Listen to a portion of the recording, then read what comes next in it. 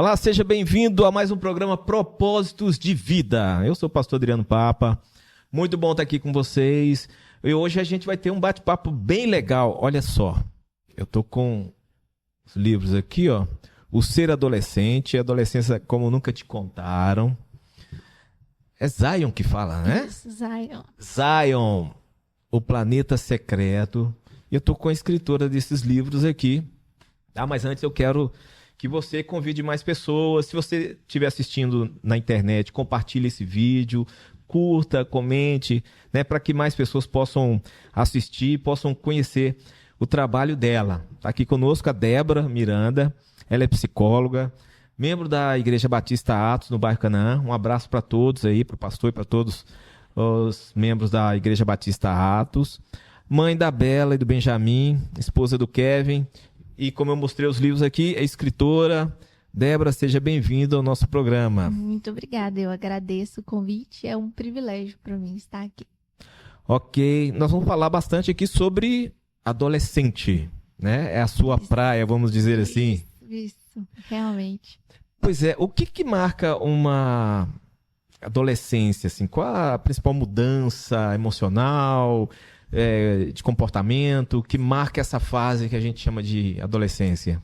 Então, é um campo muito aberto a ser explorado, né? Existem várias discussões acerca disso, quer seja no âmbito patológico mesmo, digamos assim, fisiológico, na verdade, quer seja no âmbito comportamental, né? Porque quando a gente coloca as questões de fisiologia mesmo, a gente precisa não trabalhar com a questão de idade, igual geralmente acontece no primeiro infância, né?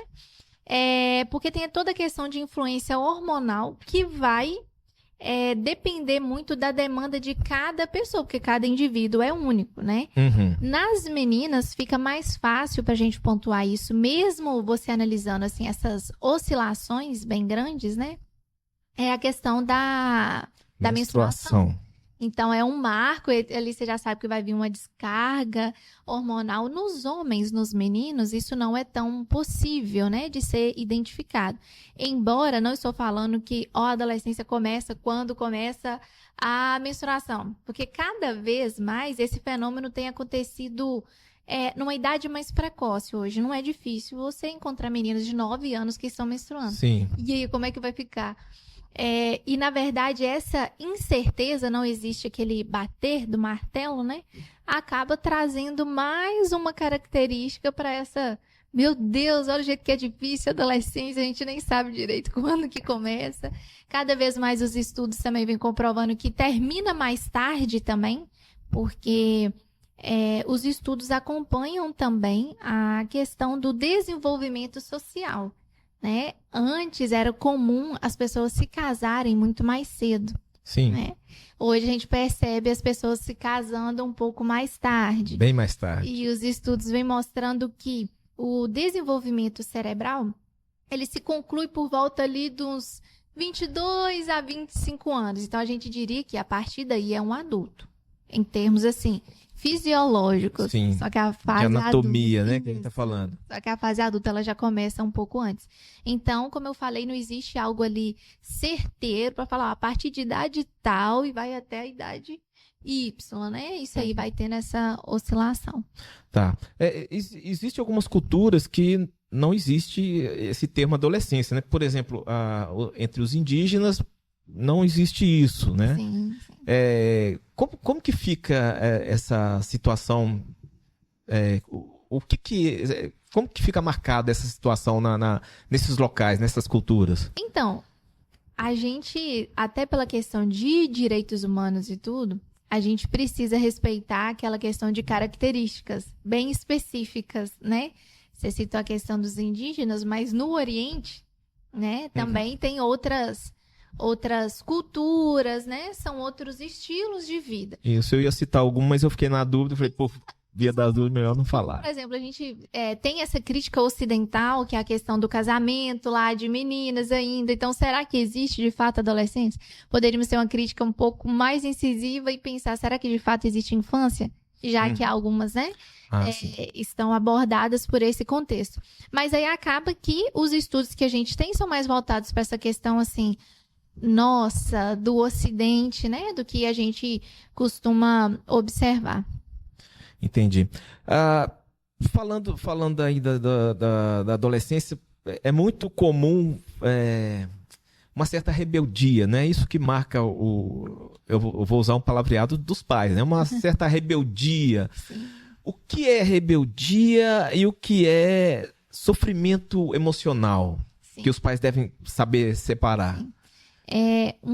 Se eu não me engano, o primeiro capítulo do livro desse O Ser Adolescente, ele começa... Adolescente. Isso. Ele já começa falando que a adolescência, ela começa na gestação. Ou deveria. Ah, sim, eu vim aqui. Né? Porque quando a gente idealiza uma gravidez, a gente faz um projeto óbvio a longo prazo daquela criança. A gente começa ali pensando no nome, no quarto.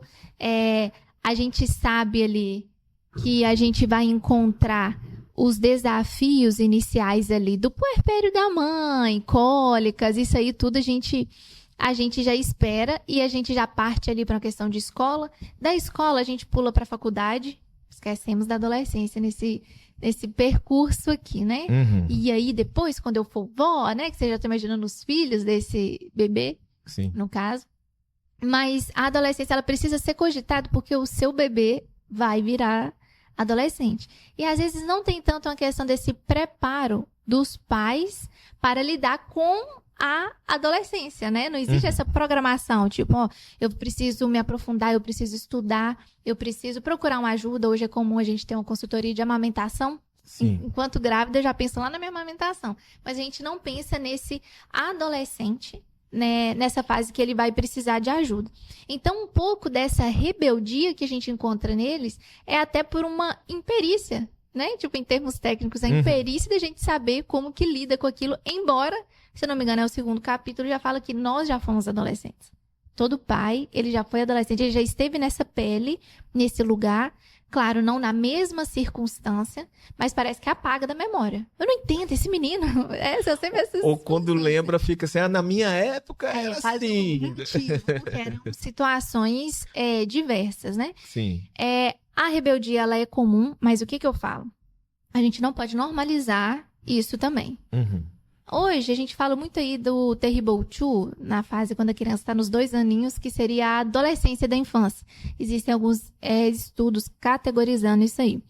Só que aí, se uma criança de 2 anos ela tá fazendo uma baita pirraça num shopping, isso vai me estressar, isso vai me abalar como mãe, mas eu sei que é uma criança de 2 anos. Eu consigo ter uma maturidade frente a ela ali, né? E não vou concordar com aquilo. É esperado, mas eu não concordo. Mas eu sei que é comum, é uma fase que a criança precisa de maior apoio, é uma fase que eu preciso me conter mais, porque eu sei que essa birra vai vir em lugares públicos, como eu citei aqui a questão de shopping, né? Uhum. Mas aí quando a gente vê essa questão da adolescência, mesmo sendo esperado essa questão da rebeldia, parece que os pais não esperam. Os pais não esperam que vai chegar esse momento. Em consultório, eu percebo que algumas mães, inclusive, não falam sobre questão de menstruação com as filhas. Sabe que vai vir, vai acontecer, é um marco esperado, mas aí depois chega esse menino. Meu Deus do céu, o que eu faço? Eu não sei. Não é mais aquela mesma compreensão quanto a criança tinha uma birra. Claro, não estou falando que é uma criança. Mas eu diria que essa diferença principal aí sobre a questão do sofrimento é analisar a questão do comportamento desse adolescente, que é normal ele repelir os pais, é esperado. Uhum. De novo, a gente não vai concordar, mas Sim. a gente precisa saber que isso vai acontecer e eu preciso ter medidas para isso. É normal ele ter uma reclusão também, ficar mais no quarto, né? Um momento de introspecção ali da vida dele, né? Mas aí o que eu preciso saber? Como é que tá o social desse adolescente? Porque é normal ter amigos, é normal não ter. Aliás, não é normal não ter. Exatamente, porque o adolescente ele tem essa necessidade de ser aceito. Ele tem o seu grupinho. Exatamente, que geralmente não é a família, né? Mas, então, tipo assim, é um adolescente que ele tá ficando mais recluso, né? Eu consigo observar um comportamento nele. Uma pessoa, assim, totalmente mais fechada, não quer sair. infelizmente hoje com as redes sociais, esses grupos aceitos às vezes não são grupos de pessoas físicas, né? Sim. E aí os pais não sabem qual que é a conversa, porque pensa, antigamente a adolescente recebia crianças, os colegas, né, em casa. O pai conseguia ter uma noção ali, quem são os colegas, pergunta sobre os pais, automaticamente sabe com quem que o meu filho tá andando. Hoje a gente não consegue ver isso porque o adolescente, ele fica recluso dentro do quarto, com quem que ele tá conversando? Geralmente os pais não têm acesso, e vai promovendo um afastamento além do esperado. É comum esperar esse afastamento, mas hoje a gente presencia algo que não, assim, é tão esperado, né? Então, esse isolamento acaba impedindo o pai de realmente entender o que é um sofrimento. Será que o meu filho está realmente precisando de ajuda ou é algo característico ali? Uhum. Entendi. Ainda dentro dessa questão do sofrimento e tal, tem termos que os pais costumam usar aí para taxar os filhos, né? Aborrecente. Eu vi um escritor, tô batendo no microfone toda hora aqui. Eu vi um escritor dizendo assim, adolescer, né? Como se fosse uma doença. O que você me diz sobre esses termos? A minha opinião profissional e pessoal, eu não consigo ver que essa é uma nomenclatura que ajuda. Uhum. Né? É algo mais que atrapalha. E o que a gente precisa entender? A gente, como o adolescente ele é grande, às vezes em estatura, a gente acha que ele também é maduro, né? Em termos, assim, de cognição, de responsabilidade, igual eu falei no início. É um cérebro que não está maduro, não está pronto, Sim. né? Anatomicamente falando. Uhum. Então, esse adolescente, esse ser, ele ainda está nesse processo de desenvolvimento e de identidade. Então, eu tenho que tomar muito cuidado com o que eu falo com ele para ele não absorver, eu sou difícil mesmo, mas eu sempre fui tentado. Eu sou assim mesmo, eu sou rebelde. Aí a gente precisa ver até que ponto isso está ajudando ou está sendo algo, tipo assim, mais negativo, né? Sim. Prejudicando mais o processo. Então, eu sou contra. Eu acho que é desnecessário. Desnecessário, né? Ok, e não define o adolescente, né? Exatamente. De certa forma. Tá, vamos andar assim na área da fé, assim. O que é mais desafiador pro adolescente cristão nos dias de hoje? Então, sobre isso a gente precisa entender os dias de hoje, antes de falar dos desafios. Sim. Eu não acho justo quando a gente faz essa comparação da nossa adolescência ou de adolescências anteriores, porque eles não vivenciaram o que esses adolescentes estão vivenciando. A gente não vivenciou. Uhum. O WhatsApp tem uns 10 anos. Tem uns 10 anos Sim. que explodiu essa questão das redes sociais, né? Em curto tempo, teve um avanço tecnológico muito forte, né? Muito rápido. Exatamente. Muito rápido. E a adolescência, ela já é difícil. Por si só, ela é difícil. Uhum. Eu, geralmente, gosto de me comunicar mais com as mães. E as mães me entenderão. Por quê? Quando a gente tá na famosa TPM, a gente não consegue entender nada. A gente, adulto, né? A gente quer comer uma coisa que a gente não sabe o que é, a gente não tá bem... Nada faz o nosso gosto ali, mas é algo que dura um tempo ali. Por que isso se dá? Pela desregulação hormonal. Uhum. Não é a mesma, mas quando a gente trabalha o adolescente, a gente entende que existem várias desregulações também hormonais. Então, não é um lugar que o adolescente quis estar. Acontece, né? E aí, às vezes, dá essa questão. Eu não sei o que eu quero. Hoje eu quero essa roupa, amanhã eu não quero mais. De novo, a gente não vai fazer a vontade desse adolescente, mas entender o jeito que é difícil. E o adolescente, ele não tem maturidade para lidar com todas essas questões que a gente tem nos nossos dias hoje. Eu diria que no meu atendimento adulto, quando eu atendo mulheres, eu percebo que o cerne, assim, do sofrimento é a questão de comparação. Quer seja uma comparação física, quando você vai trabalhar a questão de distúrbios alimentares e tudo. Quer seja uma questão de realização mesmo. O que é sucesso? Eu não sou bem sucedida, eu não tô milionário, porque hoje todo mundo é milionário. Eu não tô milionário, o que tá acontecendo comigo? Sabe? É essa questão de comparação. É um sofrimento para um adulto. O adolescente, ele está exposto nesse lugar de comparação com um monte de coisa. Com um colega que é de outro país.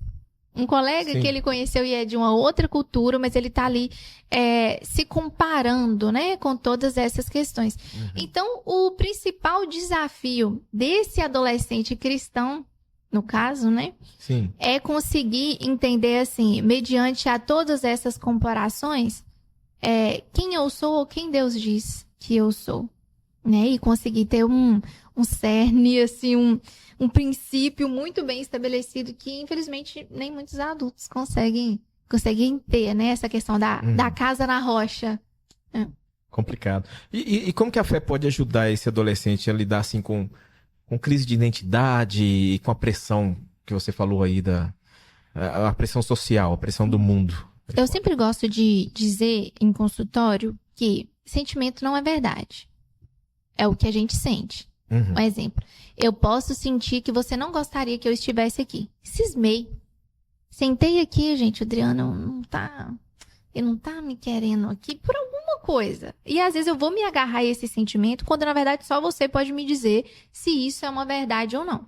E às vezes a gente alimenta muito essa questão do sentimento. Por isso que eu falo, sentimento não é verdade. Eu preciso validar o que eu tô sentindo, mas eu preciso entender que não necessariamente é uma verdade. Por que a fé ela é importante? Porque eu não posso me fundamentar naquilo que eu estou sentindo.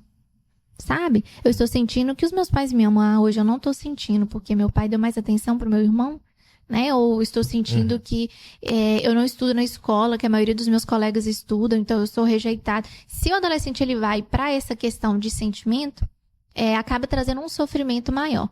Agora, quando, não só o adolescente, mas quando o indivíduo, ele é sustentado naquilo que ele sabe, né? A fé, ela é o que é.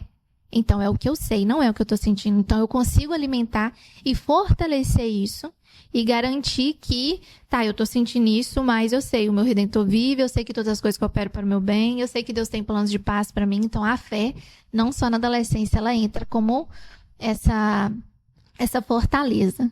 Esse alicerce, né, que Exatamente. você falou aí, né? Assim, mesmo falando de fé, a Bíblia ainda parece assim um pouco distante para muitos jovens.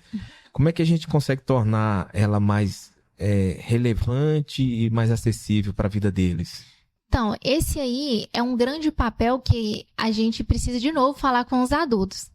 Por isso que o livro é para pais e adolescentes, né? A gente precisa... Põe na tela, Vinícius, o livro. Justamente esse aqui, a gente conseguir ter essa questão de como preparar esse adolescente. Embora eu falei dos desafios, das características atuais, hoje a gente também tem muita coisa positiva. Eu esqueci o nome do autor, mas ele é um autor que ele fez, tipo, mapas mentais sobre a questão da Bíblia, sabe? Bem descolado, assim, de você conseguir compreender, ter algo... mais cool pra galera aí, né? Algo que vai interessar mais. Isso eu acho que precisa mexer muito com a gente, porque às vezes a gente é muito rígido. De fato, não estou falando que as coisas precisam ser atualizadas, Bíblias precisam ser atualizadas, não nesse sentido, mas de conseguir usar tudo o que a gente... Os métodos, né? Os métodos precisam ser atualizados. A mensagem, ela continua a mesma. Porque é uma competição até... desleal, porque tudo lá fora é muito acessível, né? Tipos de linguagem, por exemplo, uma coisa que eu bato muito na tecla quando a gente vai trabalhar, hoje os adolescentes eles normalizam tudo, eles não têm mais um conceito de certo e errado, porque é tudo normal, teve um conhecido que acabou preso, e sabe, tá tudo muito, muito normal. Então a gente conseguir mostrar como esse mundo atual, as tecnologias que a gente tem, as coisas positivas podem trazer para esse contexto bíblico, né? E que ele consiga entender que realmente, eu dei um exemplo dos mapas mentais, mas hoje vídeos explicativos, né? Às vezes a pessoa ela não consegue ler e entender, aí ela tem acesso hoje a cursos, a várias plataformas, a vários recursos. Hoje a gente consegue ouvir um versículo, você consegue decorar ele, você coloca no Spotify, uma música, e você consegue, sabe? Eu acho que o maior desafio, então, para a gente trazer esse adolescente seria a gente mostrar que não é fora da realidade dele, é possível para ele tá aqui. A coisa é tão careta igual eles tentam colocar, né? Exatamente. E como é que os pais podem, os pais cristãos, né? Ser presente na vida dos filhos sem sufocar e sem afastar eles nessa fase aí de adolescência, afastá-los da fé? Eu diria que é amando. Amando eles. O amor não sufoca, o amor ele é algo ali.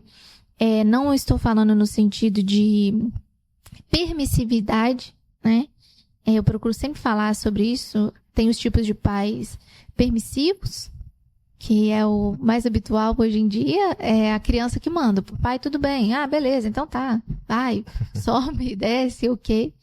Tem um retrato aí dos pais autoritários, que é o que os pais dos nossos pais, né? Também não é um modelo ideal, porque é um modelo ali de muita repressão.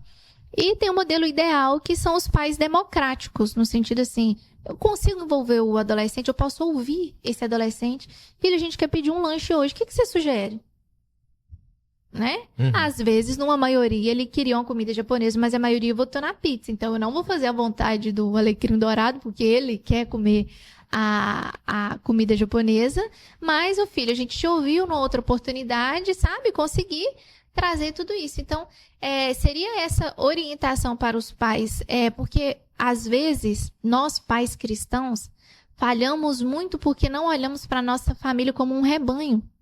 Né? É automático. Às vezes você vai cuidar de outras pessoas, você vai fazer visita a outras pessoas, você vai dar um presente de aniversário para uma outra pessoa, uma surpresa de aniversário para o seu líder, para o seu pastor, mas tem um rebanho ali. Então, olhar como eu estou cuidando de algo do Senhor, como de fato é, né? Sim. E amá-lo nas necessidades que ele tem de ser amado. Seria essa a dica.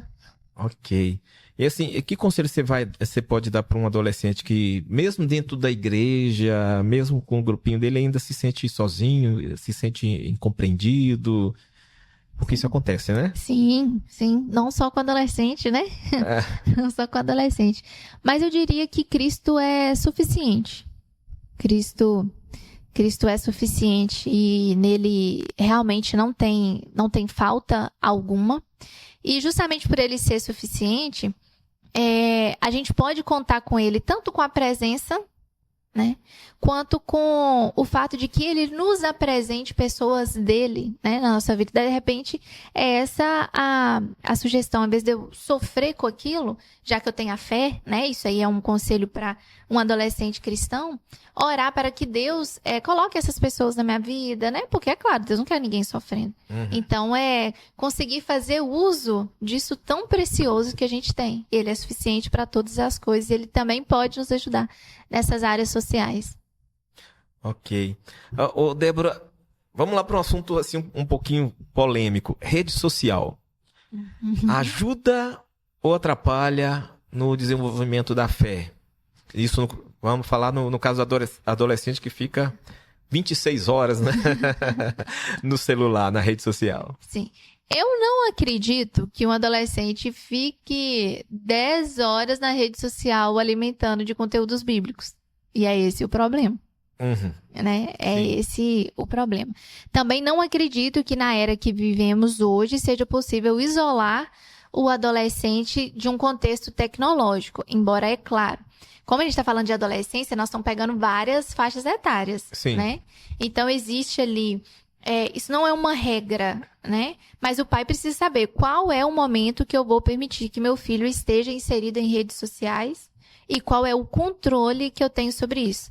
Porque esse é um assunto muito polêmico, porque tem sempre aquela questão de trabalhar a privacidade do adolescente, né? Respeitar o espaço dele. Mas o que eu sempre falo para os pais é: escolha o seu difícil. Por quê? Nós, pais, respondemos pelos nossos filhos. Isso quer dizer que os nossos filhos têm uma incapacidade hoje de tomar decisões complexas, né? Então, ele precisa de um acompanhamento. Então, eu não posso soltá-lo nesse mundo aí que é a internet, porque eu estou respeitando a privacidade dele. Eu preciso saber eu preciso ser esse cérebro maduro que o meu adolescente ainda não tem. Ele vai gostar da gente colocando os limites? É claro que não, gente. Ninguém gosta. Não vai gostar. Né? Mas aí o que eu prefiro? Por exemplo, eu atendi uma vez um pai que ele queria ser esse melhor amigo do filho adolescente dele. E eu falei com ele: não é o momento de você ser um melhor amigo, a não ser que o seu filho tenha outros 3 melhores amigos da sua idade. O que geralmente não acontece. Se eu tenho 45 anos e o meu filho de 11 anos né? Ele não tem outros amigos de 45, por que que eu tenho que ser o amigo dele nesse momento? Por quê? São idades de maturidade muito diferentes. Isso. Né? Então, eu preciso ser aquela pessoa que vai colocar os limites ali pra ele. Eu sempre falo, hoje eu e meu pai, nós somos melhores amigos, né? Claro, depois do meu esposo, o meu pai, ele é o meu melhor amigo. Eu detestava meu pai quando eu era adolescente.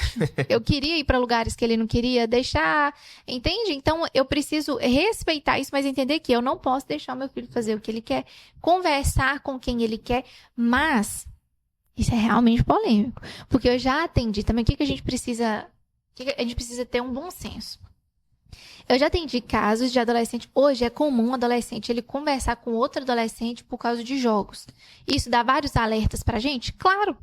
Sim. Né? A questão de pedofilia. Quem que é a pessoa por Quem é que tá do trás outro lado? disso? Isso. Exatamente.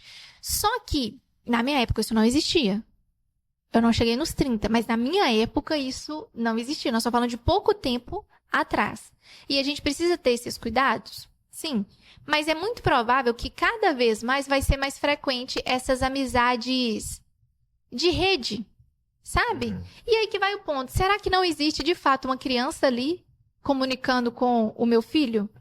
Porque essa foi uma queixa, uma vez que a menina ela começou a fazer coisas escondidas da mãe, porque ela já tinha feito chamada de vídeo com a menina, conheceu os pais da menina. Eu sei, será que eram os pais? Tudo isso passa na nossa cabeça. Sim. Mas se eu procuro entrar nesse universo e falar, é mesmo, filha, você tá conversando com a fulaninha? Ela é sua amiga? Vamos marcar um dia então, deixa eu conversar com a mãe dela. Porque não é isso que a gente faz quando um colega de um filho nosso, né, vem, você quer conhecer os pais, você quer conhecer a procedência. Mas às vezes os pais pensam tipo assim, não, isso é um abusador, isso é alguém que tá... Aí isso gera um afastamento muito grande, um conflito geracional. Porque a filha vivencia algo que é normal na fase que ela está, sim, que não era normal na fase da mãe, e isso aí acaba... chocando. Exatamente. Então, assim, eu vou ser esse cérebro maduro do meu filho entrando no mundo dele. E conhecendo, e pesquisando. E dá trabalho. Dava trabalho quando a gente tinha que acordar de madrugada, quando troca fralda. O trabalho continua. É o trabalho, exatamente. Ainda nessa questão da rede social e de celular. Vou fazer outra pergunta polêmica em cima dela. Existe uma idade pro adolescente estar com isso aqui na mão? Eu diria que quanto mais tarde, melhor. Quanto mais tarde, melhor. Mas o que é isso mais tarde? Eu tinha um professor que era engraçado. Ele falava assim, olha, quando seu filho, ele falava para os pacientes dele, quando seu filho tiver 18 anos trabalhando e puder comprar, né, aí você libera o celular. Sim. Eu acho Mas isso não acontece, né? E eu acho que depende muito do contexto. Depende muito do contexto. Alguns pais liberam a questão do celular para os filhos mais cedo, às vezes até por uma questão de necessidade. É para eu me comunicar com meu filho. Mas é claro que se meu filho tem um WhatsApp, ele não vai ter o WhatsApp só para ele. Ele vai precisar ter essa outra questão. Só que hoje tem como você ter um controle muito incisivo em cima disso. O meu filho tem um celular? Eu não diria que é saudável antes dos 15 anos. Não diria que é saudável. E também, por que eu falo que isso é polêmico? Geralmente as pessoas querem... Como é que eu te falo? Elas querem que alguém dê respostas para se eximir da responsabilidade de tomar as escolhas e assumir as consequências daquilo ali. Por isso que o psicólogo tem um trabalho importante que não é dar conselho. É mostrar a luz e a partir dali a pessoa vai escolhendo quais que são as ações dela, porque a consequência é ela que sofre. Isso. Né? É ela que sofre. Sim. Então, vai sobrar para ela de qualquer jeito. Exatamente. Então, é mais fácil eu arcar com algo que eu estou ciente, né? Por exemplo, meu filho chegou na idade que ele precisa se comunicar comigo. Não tem como, igual eu falei, não tem como a gente esconder esses meninos numa bolha. Isso aí vai acontecer. Mas aí você consegue hoje ter aplicativos que, a partir de horário tal, o celular trava. Sim. Né? Não tem mais esse acesso. Fulano, você pode conversar, mas todo dia o celular no meu quarto, hora tal, eu tenho acesso a tudo que você está fazendo. São ferramentas, formas de lidar com todo esse... Filtrar um pouco, exatamente, né? Exatamente. Entendi.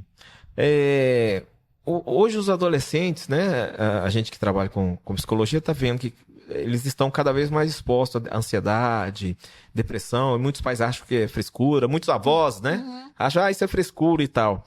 Mas qual a resposta, qual que deve ser a resposta, assim, da igreja quanto a isso, essas situações? É a mesma resposta para... Não que eu estou comparando o Estado, né? Mas é a visão da igreja. É a mesma resposta para... chegou um novo convertido ali. Eu vou fazer o quê? Eu vou acolher esse novo convertido. Eu vou entender o que ele precisa. A demanda dele é o quê? Às vezes é comida, às vezes é emprego, às vezes é um discipulado ali, acompanhar de perto, sabe? E precisa acolher. Não é porque essa criança nasceu na igreja, né? Porque ela não tá vindo de fora. Às vezes, assim, nasceu na igreja e ela precisa de um acolhimento, gente. Ela precisa ser acolhida, precisa ser entendida. É esse o papel da igreja, não é? De não julgar. Sim. De não ter algum... Difícil, né? É porque tá teoricamente... dentro da Bíblia, mas a gente... É fácil, você tem que fazer uma prova. O que o cristão tem que fazer? Amar a Deus sobre todas as coisas, amar o próximo como é ele mesmo, perdoar 70 vezes 7. Mas na hora de colocar isso em prática, é realmente mais difícil. Mas eu não diria que é difícil colocar em prática, mas eu não diria que é uma coisa tipo assim, meu Deus, estamos vivendo um problema agora que a gente não sabe o que vai ser. É ser humano. Então, o contato, como eu lido com o ser humano, é amando ele. Entendi. E, pois é, e ainda dentro da igreja, né?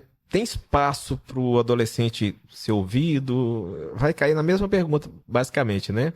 Ser ouvido, espaço para que ele possa servir, para que ele possa liderar até, vamos dizer assim. Sim. Inclusive, né? A gente tem a polêmica aí nas redes sociais aí daquele pregador mirim, né? Que tanto que tá apanhando, mas assim, não vamos entrar no mérito, né? Mas assim, isso levanta até uma discussão, né? Tem espaço para esse adolescente fazer esse tipo de coisa dentro da comunidade cristã? Então, eu acho que é complexo porque, vamos lá, a gente falou em termos assim, meio que científicos, né? Sobre a questão do adolescente, ele não tá pronto, não tá preparado. Então tem a questão assim, o que ele tem que assumir? Entende? Porque é uma linha muito tênue, porque não só nessa questão ministerial, tem a parte tipo de responsabilidades que o adolescente precisa ter em casa, na escola, no âmbito social. Responsabilidade, às vezes, não de estar liderando ou estando à frente de alguma coisa, mas eu fazer o meu devocional. De eu servir a igreja de alguma forma. Como que eu posso servir? Né? Mas também tem essa questão aí a minha vida espiritual, eu em casa, sabe? Por quê? Às vezes, a gente quer, não só os adolescentes, né? A gente quer, de fato, algum trabalho, assim, na igreja, algum ministério, alguma função ali, mas, assim, e a nossa vida? E em casa?